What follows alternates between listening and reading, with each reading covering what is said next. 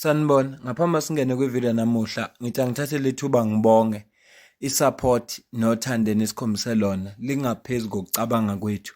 Siyacela niqhubeke nisiphote njalo ngokubuka amavidiyo ethu, ungakhohlwa ukukhomenta, ushare, ulike. Siyafisa ukuzwa umbono wakho. Sicela ke singene kwividiyo namuhla. Here are the problems that are facing the ANC. The habit of telling lies. Ngicaphuna le video ka former president uThabo Mbeki ethi inkinga enkulu e-ANC ihabit yokuthi bakwazi ukuqamba amanga. ANC abanye abantu abanekhono lokuqamba amanga. Kune video engiyibonile engifisa sikhulume ngalento eyenzakalayo i-unemployment. Kune statement eshow president uCyril Ramaphosa. Kodwa ke angizukusho ukuthi uqamba amanga ngoba umuntu omdala. Into engizoyenza nje ngizodlala ivideo uzibonele wena. Kodwa kune video interesting kakhulu eshiwe ilunga leBosa okuyi Building One South Africa lephethe uMusi Maimane. Engicabanga ukuthi ibaluleke ngendlela eyisimanga lento ayishilo lo yasisi.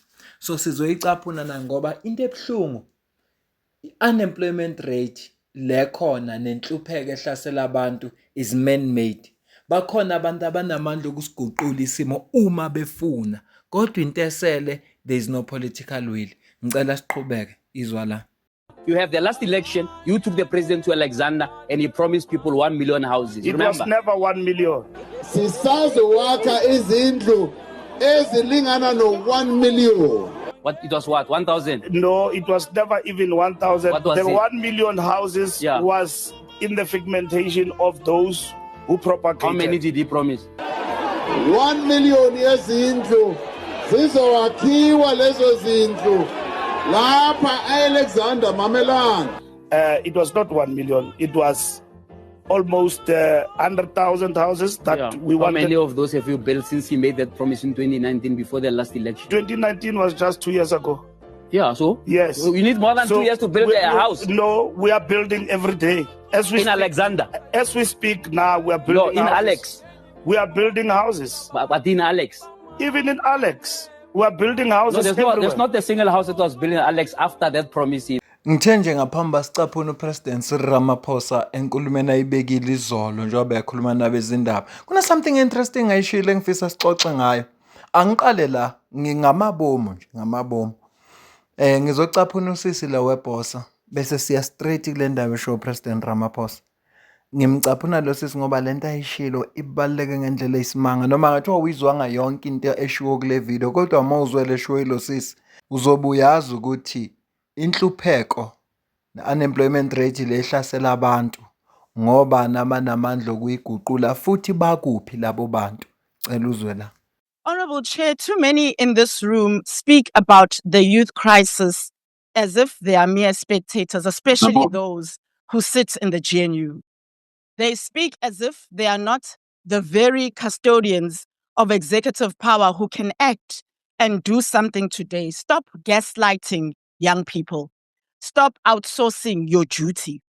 The people who can change the lives of millions of young people in South Africa are in this house. And I wish to address just a few of them today on behalf of our youth. To Minister Pakstow, right now across our township, millions of young people sit on street corners, bahleli emakhoneni, literally. And it's not because bayathanda. You have the power, Minister Tau, to declare strategic townships as special economic zones. This will bring investment, jobs, and dignity to communities that have long been shut out of South Africa's economy. Having more SCZs will not only grow jobs, but undo the very architecture of apartheid that sought to marginalize and geographically exclude the majority in our country. Minister Chikunga, while the world races ahead in the skills of the fourth industrial revolution, South African youth are being left behind. They are trapped in outdated programs while the global economy moves on without them. Scrap the NYDE. We owe our young people more. Minister Marupeni Ramokgopa, introduce youth impact assessment for all major legislation and programs. Finally, Mr. President, if you are serious about jobs, start with performance and accountability. Fire Minister Stella Ndabeni. Right now, there are thousands of brilliant young entrepreneurs who have ideas that could create jobs for many. but they are drowning in red tape. They go into CEDA offices and CIFA offices and they come out with pamphlets instead of getting help and support for their businesses. The Department of Small Business Development needs youth-focused, jobs-focused leadership that will wage war on red tape, champion township entrepreneurs, and unlock the SMME sector to absorb the millions of unemployed young people in this country. Today, in 2025, we have yet another generation of young South Africans who have not seen the system. The difference is that there is power. We will not remember the speeches that we'll give. We will remember how we actually act. Thank you. Yabona usisi lo ukhulume into ebaluleke kakhulu wabambala uminister nezinto abangazenza. So iGNU okubhlungu ngayo ukuba khona kwayo iDA yangena kuGNU ngoba inqanda ukuthi iMK Party neEFF bangabi ingxenye yegovernment. Sebekhona ke lapha government ANC asibeke eceleni kudala vele yabalahla abantu. Kudala yaqala ukungabakhathaleli abantu. Kudala. But iDA benginethemba lokuthi ukufika kweDA sizobona inguquko. Sizobona lezinto ziimplementeka. Bakhona lapha ya. Njengoba umuzwa lo sisi ebaba ingakho ngithe noma ungangayizwa yonke le video kodwa amuzwe lento eshoyo lo sisi wazi ukuthi abantu abangaguqula impilo zabantu base South Africa base parliament inkinga yabo nje there is no political will. There is no political will. Cela ukudlula ngicaphunela ukuthi utheni uPresident Cyril Ramaphosa izolo. Ngishilo ngathi ngoba umuntu omdala angeke ngisho ukuthi uqamba ma. Angeke nje. Angeke ngize ngisho nokuthi uyaphosisa kodwa uwena ozoba ijudge. Mina ngifuna ukukulethela nje ngikubekele kona bese ngithi kuwe. Funeka wazi ukuthi inhlupheko ehlasela abantu neunemployment ehlasela abantu it's man-made, it is done deliberately. Bafuna ukuthi wena balobe kunikeza nje imali egrant, bakunikeza u350, ugcine lapho. Bangayilungisa indaba yemfundo, bangayilungisa yonke into. Isizathu esenza lokho izingane zabo funde esilungwini. Bona mabegula banama medical aid, abawabambi lama QS wabambe ema clinic.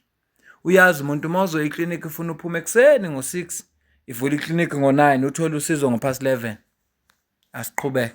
And this is becoming a world-renowned program.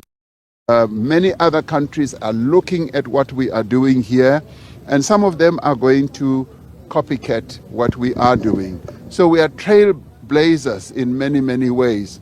Even with the EPWP, we became trailblazers because a number of countries are now beginning to look at public employment in the way that we've been executing it.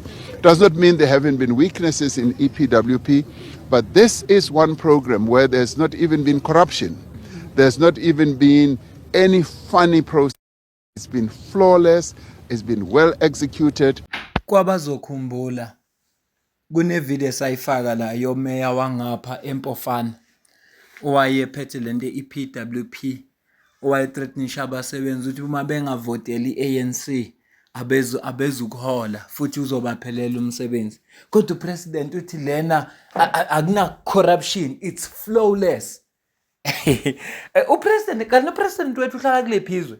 Aningichazela mhlambe yimo ngazo. Upresident Cyril Ramaphosa uhlala kuphi South Africa? Iyiphi le South Africa ahlala kuyo? Ngiyacela ningilekelele bantu bakithi. Ngiyanazi nina abanye bahlakaniphe kakhulu kwedlula mina. Mhlambe nina ningangisiza. Upresident Cyril Ramaphosa uhlala kuphi South Africa? Iyiphi South Africa ahlala kuyo? Abantu bayazi lama programs ePWP ngisho na kuwo akungeni noma ubani, akungeni noma kanjani. Akusi corruption le. Hayi angibambe le video ngoba lento esho president angizwa kahle mhlawumbe ngirong. Kodwa bengithi angikulethele le video. Ngishilo ngathi upresident njengomuntu omdala ngeke ngisho ukuthi uqamba ma. Angeke ngize ngilokothe. Kodwa kukuwe ukuthi ungitshela ukuthi ngokwakho ukucabanga nokuzwa kwakho ubona kanjani na comment section.